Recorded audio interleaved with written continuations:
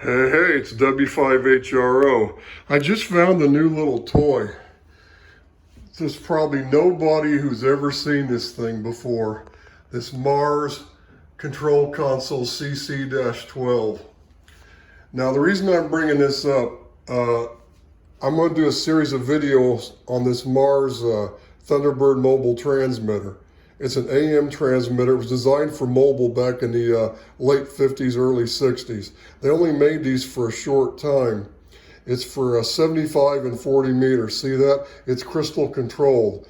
What I'm going to do is I'm going to set it up as on like a base setup anyway. I'm not going to put this in a car. This thing's too big, and plus you'd have to have a receiver to go with it, so there's just too much room in the car. It'd take up too much room. But what I'm going to do is I've got a Heathkit power supply. I told people about this a few years ago, and it's one of those projects I just had to put on hold. I was living in San Jose. This is before we sold our house.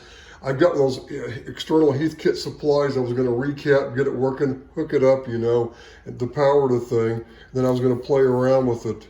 It's the old Heising style modulation. What they're doing is they're going through it's going through the center tap of a secondary or a primary winding of a transformer. I'll have to go back and look at the schematic, but it should sound pretty good. But I think what I'll do is I'll get that Heathkit supply going, and I'll probably take a D104 and I'll run this thing as a base setup, and I'll probably put an external VFO. I'll just take one of those crystal holders, drill a hole in the end, run the cable out, and I'll just plug it into the front of it that way to make it work. But this is a very, very rare transmitter. There's only a handful of these around. Couple, 2, 3 AMers got a hold of them, and you just don't find them anymore. What they are is they were made in Japan starting back in the late 50s. This Mars company, and most all of them came here to California first. They came into one of the ports, and people were buying them. The guys back in the late 50s, early 60s, they used to use these on their commuter runs. They put them in their cars, and there's things like they're 5 watts out, 3 to 5 watts out, something like that. And they just, they were driving their old 1950s cars, and they'd use like a Gonset converter on their AM radio, and that's how they were doing it for the receiver. And, they'd go across the Golden Gate Bridge back and forth to Marin and back, back in San Francisco and stuff. And that's why most all of them are out here. This one came from a guy he was down in Carmel. He sold it a few years ago. So, but this is the interesting one. Let me go back first. They did make another model of this, and they're even more rare than this one is. It's called the MT something or other. It's like a repackaged version of this, a little bit smaller. They got an external exciter knob for the oscillator on the front, so it has 3 tuning knobs instead of 2. But this one looks prettier. But this is the real question mark. Has anybody seen one of these before? I don't think so. I just acquired this. And basically, it's a control console. I guess you'd run your receivers through it. It also is a phone patch. And look, the thing actually has a speaker inside of it. Can you believe that? I bought this thing because it's so darn cool, and I have this, and you just don't see these Mars radios and accessories because they didn't make very many of them, and the ones that are, that didn't get thrown in the trash, decades ago. I mean, it's, what is this? Where did this come from, Has anybody seen one of these? This thing is cool, and it's really heavy. I'm surprised they didn't paint the cabinet the same color as the radios, but it's a gray instead of like the brownish, color. So, anyway, I'm going to go through and I'm going to take the front panel off this. I'm going to wash it. I'm going to put a coat of wax on it. I'm going to polish up the cabinet and, do this and do that. But this thing is heavy too. Look at this. And they've actually got all the shields of all the speaker cables, connected together. I guess what you can do is you can run your receiver through this. I'm hoping you can run multiple receivers through it.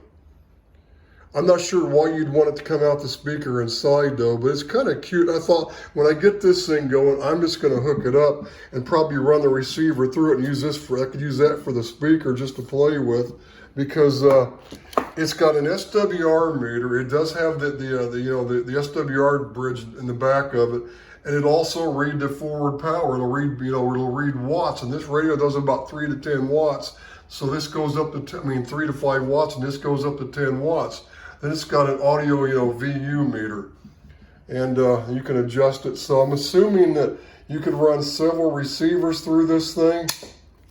I don't know. This is what I'm trying to figure out. I cannot find, there's no documentation on this, and I doubt anybody else has ever seen one of these. If you have, drop me a line or something. But this thing is cute. I've never seen one of these. And most people have never seen the radio either. So when did they make these? This is probably from this, it probably came out in the late 50s, early 60s.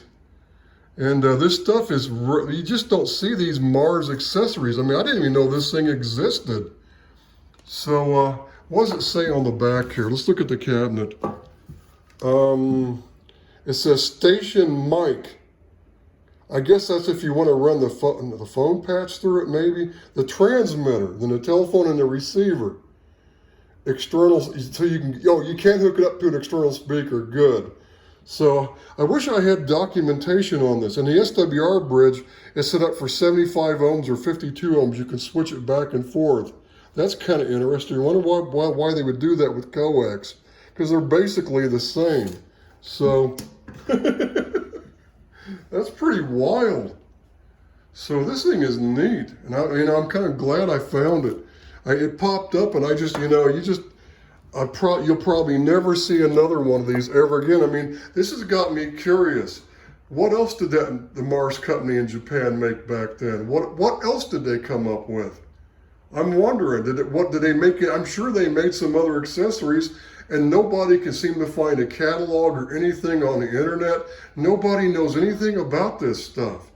Other than that they were made, and they're very scarce. There's only like a few hundred of them got exported here to the US, like the radio. So, probably less than 200 of them, even if that many.